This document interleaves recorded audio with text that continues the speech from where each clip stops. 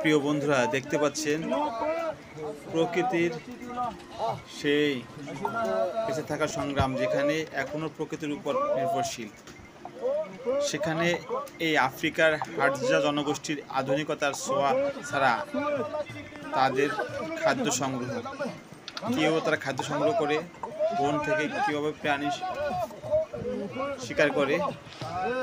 দেখেন, একটা বাবন শিকার করে তারা এটাকে শুলে কেটে আদিম যুগের মতো এটাকে আগুনে জ্বালিয়ে সিদ্ধ করে তারা তাদের মতো করে রান্না করে খাবে।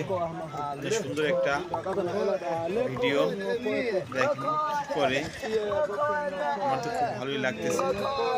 ভিডিওটি ভালো লাগলে অবশ্যই আমার চ্যানেলটি সাবস্ক্রাইব করতে ভুলবেন না। দেখেন কিভাবে নিয়ে যাচ্ছে। আল্লাহ হাফেজ।